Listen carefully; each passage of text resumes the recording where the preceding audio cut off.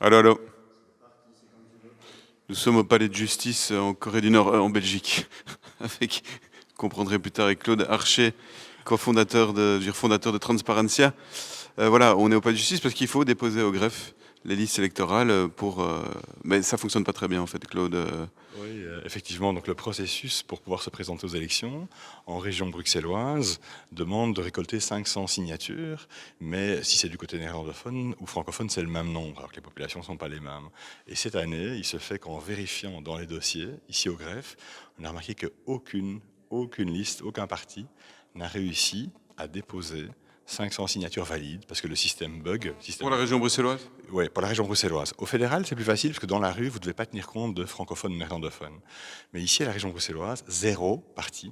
C'est-à-dire que tous les partis qui se présentent ont tous reçu l'aval et la signature d'un parti existant. Et nous avons présenté une liste aussi du côté néerlandophone. Et aucun parti n'a voulu nous donner la signature. Et on a bien constaté que la récolte dans la communauté flamande se faisait très difficilement. Ouais, parce qu'à Bruxelles, il y a beaucoup moins de Flamands. Déjà, il y a beaucoup moins, et donc en fait, le nombre de signatures devrait être 10 fois moins important, 50 au lieu de 500, mais surtout, beaucoup de néerlandophones ont en fait une carte d'identité qui est donnée en français. Et donc, suivant l'humeur du fonctionnaire qui, à la commune, a donné votre carte d'identité avec, commençant par le mot Belgique ou Belgique, vous pouvez, oui ou non, s'unir pour un parti ou même être candidat. Et donc, des exemples très très frappants, c'est je prenais un café avec l'ancien secrétaire d'État Bruno de Lille, il y a 2 jours, je le croisais par hasard, je lui parle de ce problème, il dit oui, moi, mon fils, donc le fils d'un ministre flamand, sa carte d'identité est en français. Et donc le fils du ministre flamand, même majeur, ne pourrait pas voter pour son père ou même signer une liste électorale pour son père. Le rédacteur en chef de Bruz, du journal flamand ici à Bruxelles, s'est rendu compte que sa carte d'identité était en français aussi.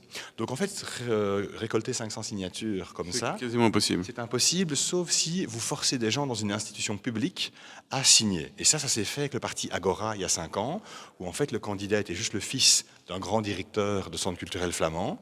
Et donc le père a fait signer pour son fils tous les gens qui rentraient. Donc Wim Kennis a fait signer dans une institution publique. Il a fait une campagne privée pour son fils pour récolter les signatures.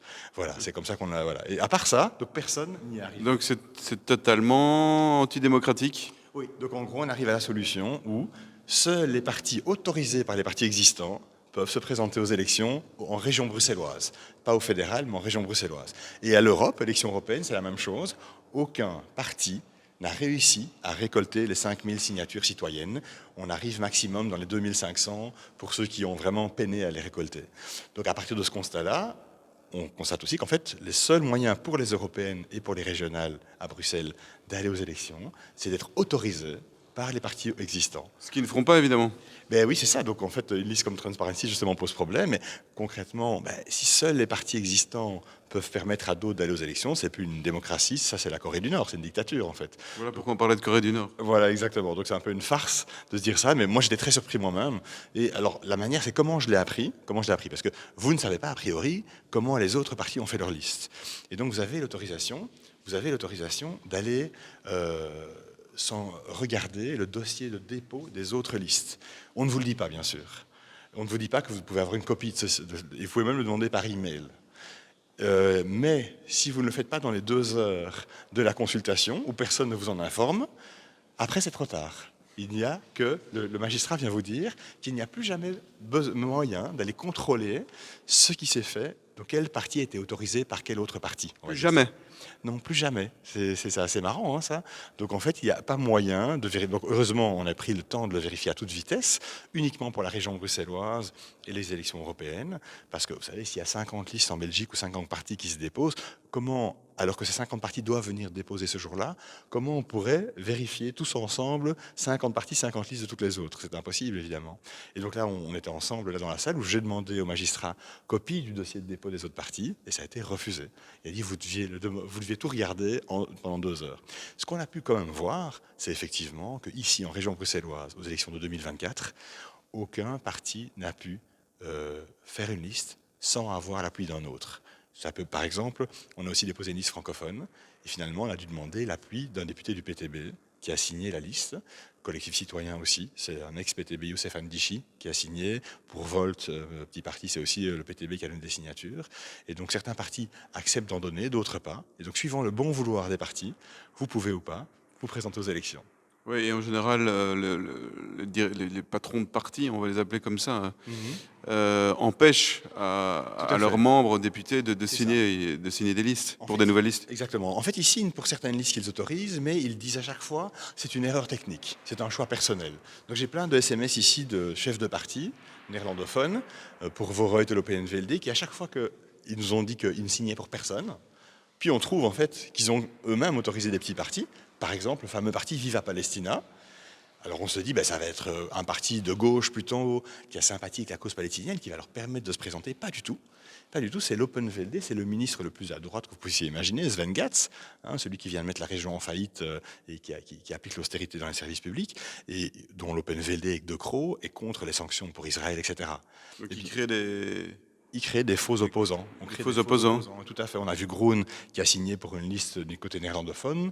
Qui va piquer les voix à d'autres. Voilà, c'est ça, etc. Et par exemple, le PS a signé pour que Philippe Poutou, candidat communiste trotskiste, donc rivaux du PTB, du côté de l'extrême gauche, pour que lui puisse se présenter, comme ça il pique des voix au PTB.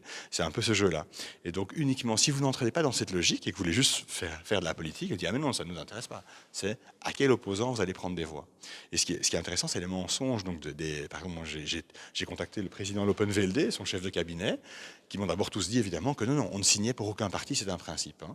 Voilà, et les gens n'ont qu'à aller dans la rue récolter des signatures. Ah ok, très bien. Et puis je suis très étonné. Regardez, je viens de trouver cette signature d'un de vos collègues. C'était un accident technique. C'est un geste personnel, une erreur humaine. Enfin voilà. La particratie a bien tout cadenassé. Oui, tout à fait. C'est tout à fait cadenassé, effectivement. Donc, ce n'est pas cadenassé, comme je l'avais expliqué chez vous, en termes de voix du côté néerlandophone bruxellois, mais ils l'ont cadenassé autrement, par une récolte de signatures qui, pour qu'elle soit valide avec les bonnes cartes d'identité, devient extrêmement difficile. En fait, l'effort que doit faire un parti du côté néerlandophone bruxellois pour obtenir 500 signatures, vu le peu de néerlandophones à Bruxelles, c'est équivalent aux 5000 signatures qu'on devrait obtenir au niveau européen.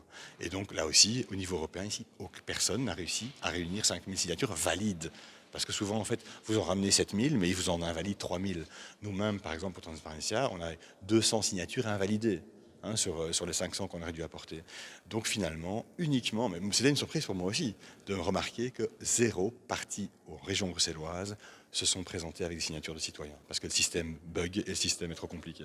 Aucune possibilité de recours pour la liste Transparencia? Transparency néerlandophone, non, aucune possibilité de retour, juste dénoncer que c'est un système en fait qui est complètement cadenassé dans le sens où ce n'est pas une démocratie vu que les partis existants choisissent qui seront leurs futurs opposants. Et donc on peut juste le dénoncer et à part aller dans la rue et créer des comités révolutionnaires, je ne vois pas trop d'autres solutions. Justement, j'étais avec un policier tout à l'heure au téléphone, je ne dirai pas son nom. Justement, je suis au palais de justice, il voulait dire le palais de l'injustice, il me disait, un policier. Donc voilà, en Belgique, ça va pas très bien, en Europe de manière générale. Hein. Alors, il y a d'autres petites manipulations. Donc là, on peut parler de fraude électorale. C'est la deuxième chose que j'ai constatée ici. Mais c'était très intéressant. C'était vraiment intéressant d'aller dans tout le processus, de tout faire, voir où sont les blocages et qu'est-ce qu'on invente qu'on met en place pour bloquer le système. Alors, un autre grand classique à chaque élection, c'est qu'on ne vous donne pas toute l'information et on vous dit 5 minutes avant une clôture qu'il faut tout recommencer, qu'il manque un candidat qu'on doit supprimer. Et quand vous demandez l'article de loi, on n'arrive pas à vous le donner. On dit que ce sont des instructions du ministère de l'Intérieur. Je pourrais les voir. Et quand vous n'avez pas de référence.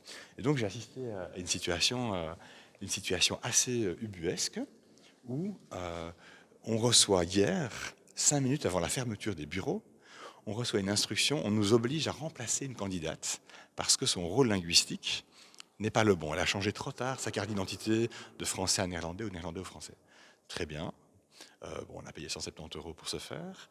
La candidate sur l'autre liste, c'est le problème inverse. Une candidate qui, elle, a changé trop tard de néerlandais à français.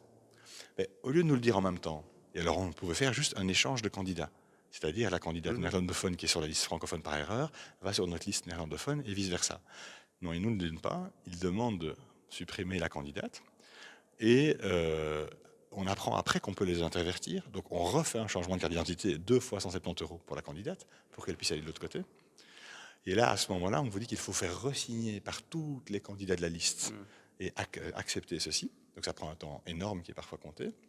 Mais le plus drôle, c'est qu'après avoir fait tout ça, on vous envoie 5 minutes avant la fermeture des bureaux, la veille du dépôt, un courrier disant que les instructions du ministère de l'Intérieur empêchent le remplacement d'un candidat.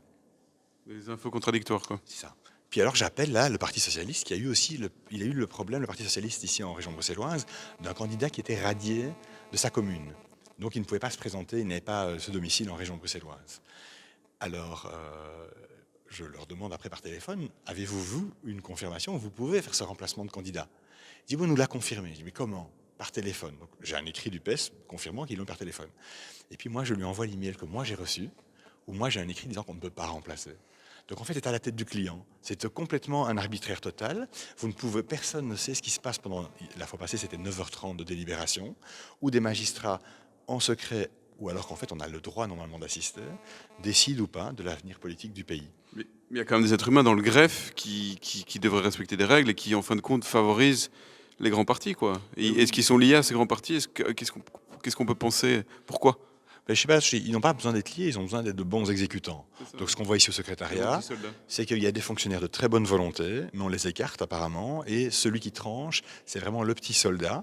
Le chef de bureau.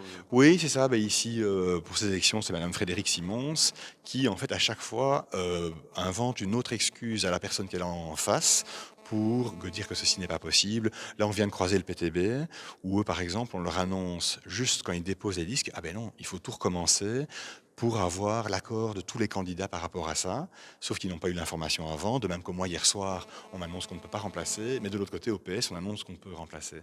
Donc, qu'est-ce qui se passe? Ben alors, c'est fou, parce que si vous enlevez un candidat, du coup, vous retrouvez, comme il y a une alternance femmes-hommes, avec 2 candidats du même sexe.